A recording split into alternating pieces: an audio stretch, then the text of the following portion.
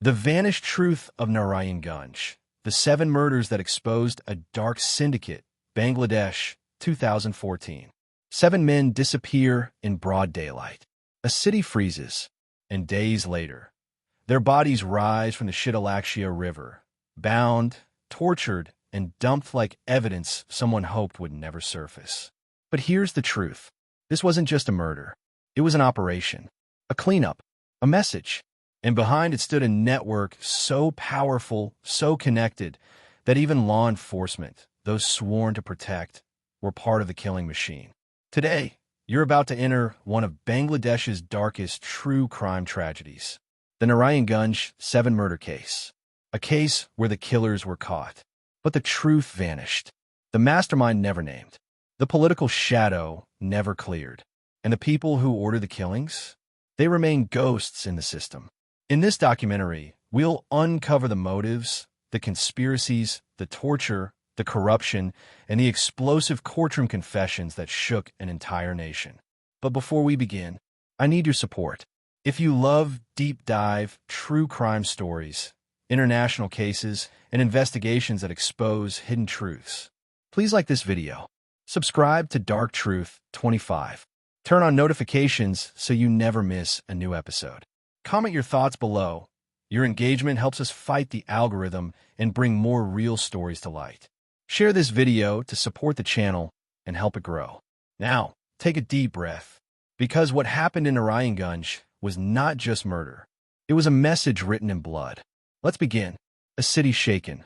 The day Narayanganj lost 7 men. The morning of April 27th, 2014, began like any other in Narayanganj, a city that sits on the river, always moving, always restless. But by noon, something felt wrong. Phones rang unanswered. Families waited for voices that never came home. And within hours, the city would be thrust into one of the darkest criminal chapters in Bangladesh's history. This is where our story begins. At the heart of the storm was Nazrul Islam, a local counselor known for being bold, outspoken, and unafraid to challenge powerful people. He had enemies, enough that people whispered his name in fear of what might happen to him someday. But even then, no one imagined what was about to unfold. On that day, Nazrul left the court premises with his lawyer, Advocate Chandan Sarkar, and several associates. Their car rolled through the city traffic and then suddenly vanished. No cameras, no witnesses willing to speak, no trace, just silence. By evening, families began a frantic search. Calls to police were met with indifference. Complaints were dismissed. And behind the scenes, a chilling operation was already underway, one that had been planned with precision. Because as later investigations would reveal, this wasn't a random abduction. It wasn't a gang-related kidnapping. This was something far more coordinated. A hit job executed by members of an elite force, the Rapid Action Battalion, RAB. But in Chapter 1, we stay with the families. Nazrul's wife, crying but refusing to break. Chandan's family, terrified but pushing for answers. Associates pacing outside police stations, begging officers to take the case seriously. For 2 days, there was nothing, only rumors of ransom demands and whispers of political men pulling invisible strings. Then the river spoke. On April 30th, a fisherman noticed something unnatural floating near the Shitalakshya River. A plastic-wrapped shape, then another, and another. By the end of the day, 7 bodies surfaced, tortured, bound, and dumped like trash. The city erupted in rage. Everyone had known Narayanganj was corrupt, but this was beyond corruption. This was murder with signatures of power, and it would expose an entire system rotten from the inside. This is where the hunt for justice begins, a hunt that will lead straight into the corridors of politics, crime, and betrayal. The disappearance, a kidnapping hiding in plain sight. When Nazrul Islam stepped out of the courthouse on the morning of April 27th, 2014, no one, not his friends, not his lawyer, not even his enemies, knew they were witnessing his final moments in public. But what happened next remains one of the most chillingly coordinated abductions in Bangladesh's modern criminal history. Nazrul, traveling with several associates, got into a microbus. Close behind him was another vehicle carrying advocate Chandon Sarkar, who had been at court for unrelated work. Fate pulled them together, but the trap had already been set. As they passed the bustling Fatullah area, a black SUV slipped into traffic behind them. Then another. Witnesses would later say these cars weren't speeding. They were matching distance, matching timing, moving like a pack. Minutes later, traffic slowed. Horns honked. And in that moment of everyday chaos, the ambush began. A group of men stepped out, calm, confident, and armed. Not bandits, not gang members. Their posture hinted at training. Their formation spoke of hierarchy, and their faces carried no fear of being seen. They surrounded Nazrul's microbus. One shouted something. Another opened the door. Within seconds, Nazrul and his men were forced out, bundled into another vehicle, and driven away. Across the street, Chandon's car was stopped. A man walked up, tapped the window, and simply said, "Come with us." And they obeyed, not out of choice, but out of terror. The entire operation took less than 3 minutes. 3 minutes in broad daylight, in one of the busiest parts of Narayanganj. Yet somehow, the police never saw anything. No patrol car responded. No officer intervened. And no arrest was made that day. The most terrifying part? Multiple witnesses later admitted they recognized some of the abductors. These weren't unknown criminals. These were members of the Rapid Action Battalion, RAB 11, moving with absolute confidence because they believed no one would dare challenge them. By afternoon, families began calling police stations begging for help. Nazrul's wife was told, maybe he went somewhere voluntarily. Chandon's family was told, there's no evidence of abduction. But behind these dismissive responses, rumors started bubbling. There was a contract. A huge sum of money had exchanged hands, and powerful political figures wanted Nazrul eliminated. As Chapter 2 closes, the disappearances aren't just crimes, they're statements. Someone with influence, resources, and immunity orchestrated a daylight kidnapping with military precision. And for the victims' families, a nightmare had begun with no idea how deep the rabbit hole would go. Bodies in the river, a discovery that changed everything.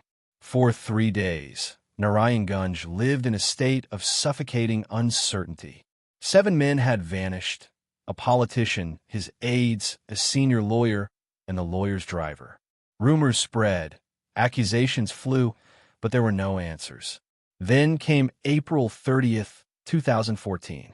A group of fishermen on the Shitalakia River noticed something floating near the riverbank. At first, they assumed it was debris, maybe a sack, maybe a dead animal. But as the tide shifted, a hand surfaced. One fisherman shouted. Another froze. Someone whispered, "It's a body." Police were called. When the first responders arrived, they saw the grim reality. A corpse wrapped in plastic, tied with heavy rope, weighed down by bricks. The body showed signs of torture, bruises, cuts, and deliberate restraint marks. And then another body surfaced. Then another. By evening, 6 bodies had been recovered. The next morning, the 7th. All 7 victims, Nazrul Islam, his 4 associates, Advocate Chandon Sarkar, and his driver, were found dumped like cargo in the river that runs through the heart of Narayanganj. The scale of the violence shocked the nation. Post-mortem reports revealed chilling details. Most victims were strangled. Some showed signs of electric shock and beating. Their bodies were thrown into the water within hours of death. All were wrapped the same way. Identical ropes, identical knots. This wasn't rage. This wasn't a spontaneous murder. This was professional execution. The media erupted. Newsroom anchors used terms like contract killing, political cleansing, and eventually, state-operated murder. People demanded answers. How could 7 prominent men be abducted in broad daylight and murdered like this without police intervention? But the most explosive twist was still ahead. As families arrived to identify the bodies, Nazrul's lawyer emotionally revealed a detail Nazrul had shared days before his death. He believed powerful rivals had hired members of an elite force. Suddenly, whispers turned into allegations. RAB 11 officers were accused of carrying out the killings for money. The river had not only given back the bodies, It had exposed a crime too organized, too neat, too perfect to be done by freelancers. The pattern of torture, the synchronized disposal, the timing, it all pointed to a force with training. For the families, the nightmare became real. For the country, became a national reckoning. 7 men disappeared. 7 bodies reappeared. And the truth began washing up with them. The suspects emerged, tracking the people behind the murders. As the bodies from the Shitalakya River were identified, investigators faced immediate pressure. 7 murders, executed with military precision, demanded one urgent question. Who ordered this? And who carried it out? Detectives first focused on Nazrul Islam's disputes. Nazrul wasn't just a local politician. He was a rising figure, building influence and challenging powerful rivals. His circle claimed he was receiving threats, but importantly, he believed those threats came from people with official connections. Within 48 hours of the bodies being recovered, the police publicly acknowledged something shocking. 3 officers of RAB 11, Rapid Action Battalion, were being looked at as potential suspects. Not petty criminals, not hired thugs, not political goons, but elite officers, trained, disciplined, and trusted to fight crime, not committed. The names circulated in the media. Lieutenant Colonel Tariq Saeed, Major Arif Hossein, Navy Lieutenant Commander SM Masood Rana. All were respected, all held commanding positions, and all were linked by one detail. Their unit had jurisdiction over Narayanganj. Then came the allegation that shook Bangladesh. A rival political figure allegedly paid 6 crore taka, a massive sum, to these RAB officers to abduct and kill Nazrul and the others. When journalists pressed officials, responses became evasive. Doors closed. Files went missing. Statements were not ready. It was becoming clear that this wasn't a simple crime. This was a paid hit executed by men with state-level training and state-issued weapons. As investigators pressed deeper, contradictions in the officers' timelines emerged. Their phone records placed them near the abduction site. Witnesses claimed to have seen RAB vehicles in the area. But the most damning clue? GPS data hinted that the bodies were transported in an official vehicle, later cleaned and altered. Meanwhile, Nazrul's widow, Selina Islam, pointed directly at her husband's political rival, claiming he had orchestrated the crime and used RAB as enforcers. The suspect list became divided into 2 layers. 1. The executors, the trained professionals, officers who allegedly carried out the operation. 2. The architects, powerful figures who paid for it, people with motive, influence, and the ability to hide behind the system. But as pressure mounted, something strange happened. RAB headquarters remained quiet. Local police avoided journalists. Officials spoke in circles. It was as if everyone knew the players involved, but no one dared to say it out loud. Ends with investigators cornering the suspected officers, while political storms build across Bangladesh. The truth is closing in, but so is the resistance to revealing it. Unraveling the web, investigators dig deeper. With the bodies of 7 victims recovered from the Shitalakya River, Narayanganj was in shock. Public outrage swept through the city, while journalists, lawyers, and activists demanded immediate answers. But for investigators, Chapter 5 was where the real work began, peeling back layers of deceit, conspiracy, and political influence. The investigation started at the crime scene, even though the river had long washed away many traces. Forensic teams cataloged evidence. The methodical wrapping of the body's identical ropes and weighted brick signs of torture, strangulation, and severe beating, minimal soil or environmental traces suggesting a controlled location for the murders. Next, investigators traced the abduction route. They interviewed dozens of witnesses, street vendors, tuk-tuk drivers, pedestrians, and fishermen along the river. Even minor details, a black SUV parked for a few minutes, a call overheard between 2 uniformed men, began to form a mosaic of the nightmarish events. Soon, telecommunications records added crucial insights. Phone data and GPS logs revealed The victims' locations in the hours before the abduction, possible coordination points of the abductor's suspicious black SUVs, moving with perfect timing. Evidence pointed to professional execution, not random crime. Every movement, every detail, suggested pre-planning and high-level coordination. Investigators also looked into financial records. Who could have afforded such an operation? Which figures had both the resources and access to train personnel? Allegations began surfacing of payments being made to security personnel. Rumors of political backing swirled, creating a sense that this case wasn't just about 7 men. It was a warning to anyone challenging powerful individuals. Forensic interviews of survivors, local police, and minor witnesses painted a chilling picture. Some claimed to have seen vehicles with official markings, men in uniform acting strangely coordinated signals between unknown parties. Despite these leads, obstruction was constant. Some files went missing. CCTV footage malfunctioned, and many high-ranking officials gave only vague statements. The deeper the investigation went, the more layers of a hidden network emerged, stretching across law enforcement, politics, and criminal alliances. By now, investigators understood that solving the murders wasn't only about finding the direct perpetrators. It was about tracing the architects behind the execution, those who had both motive and influence. Evidence suggested 2 key groups: the executors, trained professionals who carried out the abductions and killings; the masterminds, political figures and influential individuals who ordered and funded the operation. Public outrage grew as the media reported every finding. Pressure on authorities increased, leading to arrests of several RAB officers accused of direct involvement. Still, questions remained. Who truly ordered the murders? How far did political influence shield the masterminds? Would justice reach those at the top? Chapter 5 concludes with investigators standing at a crossroads. They had evidence, suspects, and witnesses, but the case's complexity and the weight of political shadows meant that uncovering the full truth would be far from easy. The story wasn't just about 7 deaths anymore.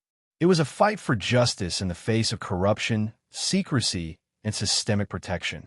Arrests, confessions, and the first cracks in the conspiracy. By now, public pressure had reached a boiling point. Outrage over the Narayanganj 7 murders had not only captured national attention, but also international scrutiny. The police and investigators could no longer ignore the glaring evidence pointing to RAB officers and their possible collaborators. The first major breakthrough came when several officers of RAB 11 were arrested. Names like Lieutenant Colonel Tariq Saeed, Major Arif Hossain, and SM Masood Rana surfaced prominently in media reports. These were men entrusted with upholding law and order, now facing accusations of premeditated abduction and murder. Interrogations began, revealing chilling details. The victims were targeted deliberately due to political rivalries and power struggles. The execution of the abductions and murders was planned with military precision, including surveillance, coordination of multiple vehicles, and timing down to minutes. Payments were allegedly made to execute the murders, creating a contracted operation under the guise of official authority. The confessions, when they came, were partial and carefully worded. The officers often claimed they were following orders from higher-ups, without naming them outright. These statements hinted at the political shadows lurking behind the operation, a network of influence shielding the masterminds. Meanwhile, investigators tried to connect financial trails, phone records, and witness statements. Slowly, a pattern emerged. Phone triangulation revealed synchronized movements of victims and abductors on the day of the crimes. Bank transfers suggested large sums flowing towards some of the accused officers prior to the murders. Witness accounts confirmed the presence of unmarked vehicles and unusual activity near the abduction sites. But despite these breakthroughs, the case was fraught with obstruction and intimidation. Witnesses reported threats and reluctance to testify. CCTV footage along key routes remained missing or mysteriously malfunctioned. Political interference loomed over investigations, slowing processes and raising doubts about impartiality. Even as the arrest shook the nation, the families of the victims were left wondering, would justice truly reach the top architects of the killings? Or would the real masterminds continue to manipulate events from behind the scenes? For the first time, a glimmer of hope emerged. Confessions and evidence provided the foundation for formal charges, moving the case toward trials. Yet the shadows of secrecy, power, and political protection still cast a heavy veil over Narayanganj. Chapter 6 closes on a sobering note. The killers had been caught, yet the question remained. Who gave the orders? And who ensured these murders went unpunished, at least for a time? The investigation was no longer just about uncovering the perpetrators. It had become a battle for truth in a system riddled with influence and corruption. The trial begins, exposing the depths of corruption. The arrests of the RAB officers sent shockwaves across Bangladesh, but the real test was the courtroom.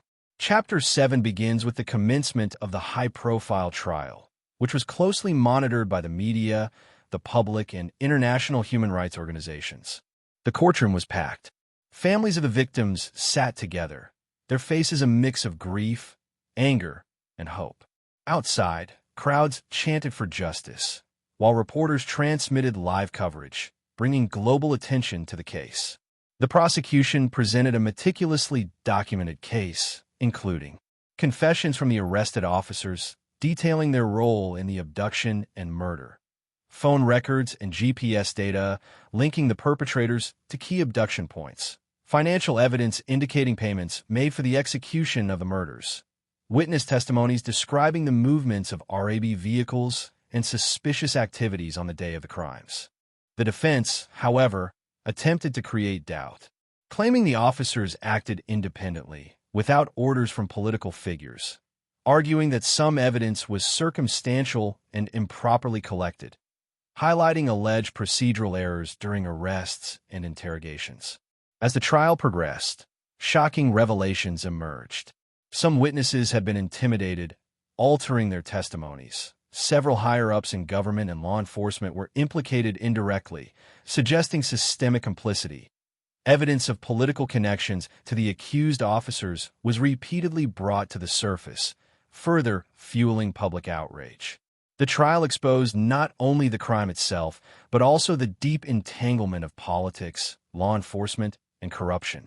It became clear that the Narayanganj 7 case was not just about 7 murders, but about a system that enabled such crimes to happen. The prosecution systematically dismantled attempts at deflection, emphasizing the professional execution of the murders beyond the capability of ordinary criminals, the direct link between the accused officers and payments received from powerful figures, the coordination and planning proving premeditation at the highest level. Media coverage intensified and public pressure mounted. Citizens demanded transparency, accountability, and justice for the victims. Each day of the trial revealed more of the hidden networks and political interference that had allowed the crime to occur.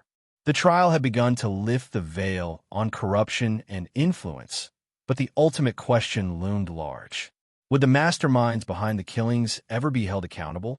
The courtroom became the stage not only for legal proceedings, but for a national confrontation with power, secrecy, and the limits of justice.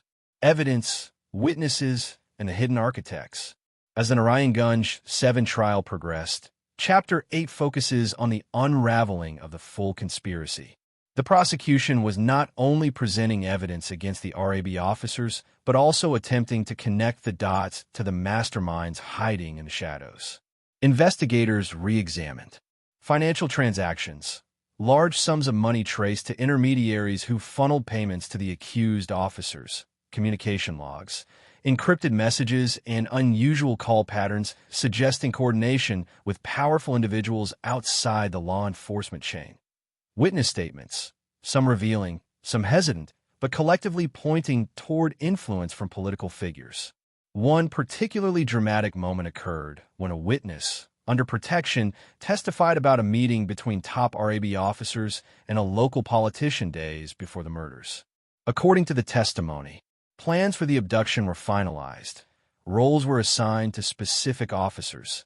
Instructions were clear: leave no traces, make them disappear. The courtroom reacted with shock. The narrative shifted. This was no longer just a crime by rogue officers. It was a calculated operation with orders from above. Forensic experts also testified, providing chilling details. The use of standardized restraints and bricks indicated premeditation and training. The timing of abductions was synchronized to avoid public scrutiny. That post-mortem reports revealed the victims were tortured before being killed, highlighting the cruelty and calculated nature of the murders. Investigators pieced together a timeline of events.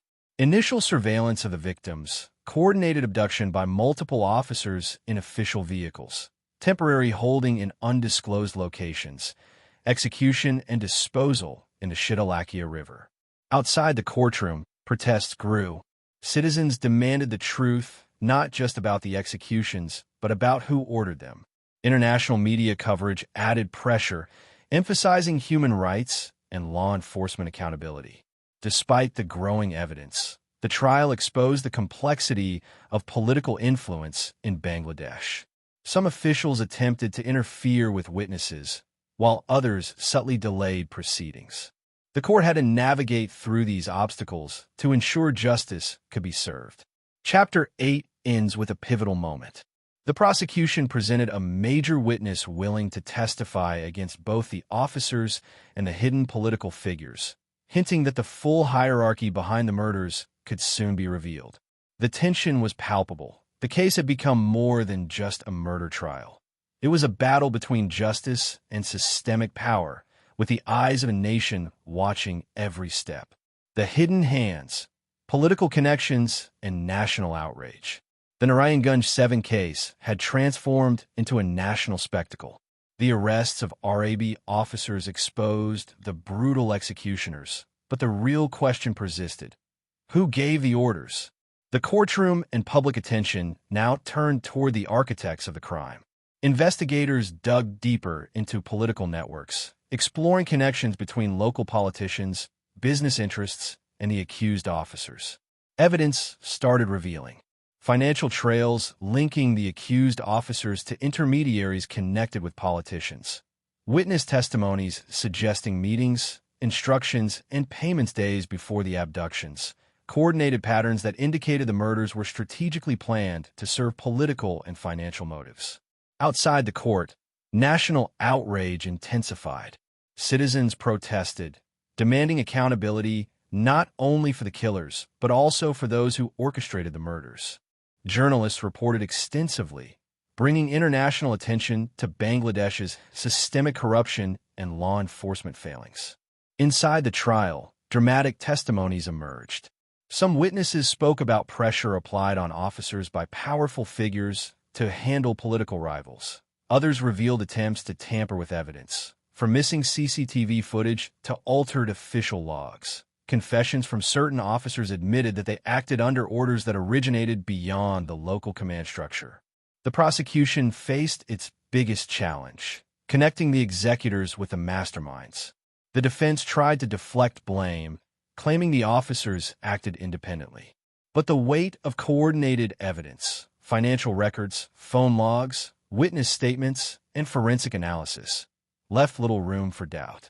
Meanwhile, the nation questioned the role of political influence in law enforcement.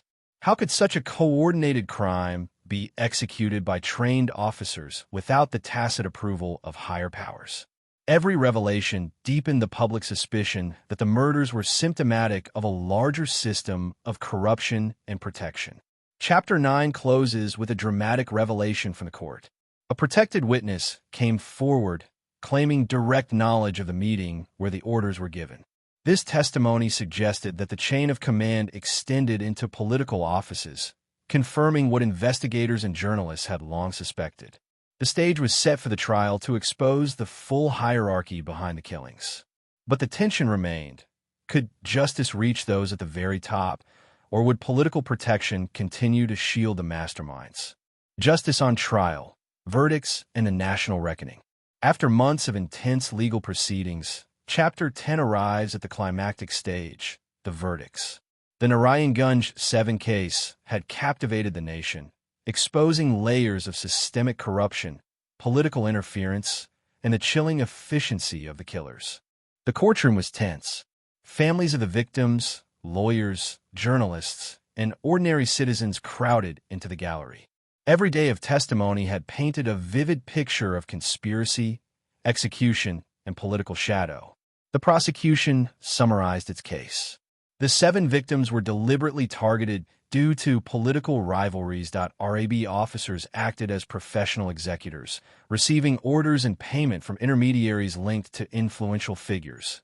Evidence, including financial records, phone logs, GPS data, and witness testimonies, proved premeditation and coordination at the highest levels. Attempts at obstruction, intimidation, and tampering were well documented, revealing systemic complicity. The defense made their last plea, arguing that the officers acted independently and that evidence was circumstantial or compromised. But the courtroom and public had already seen the depth of coordination and planning. When the verdicts were finally delivered, several RAB officers received death sentences or life imprisonment, holding them accountable for their direct actions. A handful of intermediaries and minor political figures were also sentenced for conspiracy and complicity. However, the ultimate masterminds, the highest political influencers suspected of ordering the murders, remained shielded, highlighting the limits of justice in a system entangled with power. The trial marked a turning point for Bangladesh, sending a clear message. Even the most powerful cannot entirely evade scrutiny. Public protests, media coverage, and international attention ensured that the Narayanganj 7 case would remain a landmark in demanding accountability. While justice had been partially served, the case revealed deep truths about political influence, law enforcement failures, and societal resilience. The memory of the 7 victims became a rallying cry for transparency and reform. The story of Narayanganj was no longer just about a single crime. It had become a symbol of the struggle between justice and power, a reminder that truth, though delayed, can eventually emerge. What still doesn't add up? Even after the verdicts, questions lingered like shadows over Narayanganj. Who had truly orchestrated the murders? The highest-ranking political figures suspected of ordering the killings were never brought to court, and their names remained shrouded in secrecy. Investigators tried to connect the dots. Witnesses hinted at meetings between political actors and security officials before the abductions. Some financial trails suggested larger networks of influence that remained beyond reach. Attempts to trace directives from the top often ran into dead ends, with files missing or altered. Analysts and journalists began dissecting the gaps in accountability. Why were some officers convicted while their supervisors and potential masterminds escaped justice? The case highlighted the limits of law enforcement when confronted with political power. Public frustration continued to grow. The Narayanganj 7 murders were a case study in power, secrecy, and systemic failure. Even today, questions remain unanswered. Who gave the orders that day? How many people in authority were complicit? And why did the full truth never see the light of day in court? Legacy: how Narayanganj changed Bangladesh, reflects on the aftermath of the Narayanganj 7 case and its long-term impact on Bangladesh. The case shook public confidence in law enforcement and the RAB. Many questioned whether political influence could compromise justice, while others saw the trial as a step toward accountability, even if partial. Some of the lasting changes include reforms and oversight for RAB and law enforcement units, heightened public awareness of political interference in criminal investigations, widespread media attention, documentaries, and educational coverage keeping the victim's memory alive. The case also shaped expectations. Citizens now demand transparency, accountability, and fair trials, even when the accused are in positions of power. Finally, the Narayanganj 7 case became a symbol of courage and the fight for justice, reminding the nation that crimes cannot always remain hidden, and that truth, however delayed, can still emerge. It serves as a cautionary tale for law enforcement, politicians, and the public, demonstrating the cost of corruption, the power of accountability, and the resilience of those who demand justice. As we close the chapter on the Narayanganj 7 case, one truth remains clear. Justice is complicated, delayed, but never entirely absent. 7 lives were lost, but the ripples of this case continue to shape Bangladesh's legal landscape and hold a mirror to systemic corruption. If you followed this investigation closely, you know that the killers were brought to justice, but the masterminds still haunt the story, reminding us that power and secrecy can obscure the truth. It's a sobering reminder of how far ordinary citizens must push for accountability and reform. If you found this story compelling, make sure you like this video, share it with others, and subscribe to Dark Truth 25. Drop your thoughts in the comments below. Your voice matters, and we welcome constructive criticism to make us stronger. Together, we can uncover hidden truths, demand justice, and never forget the victims whose stories deserve to be heard.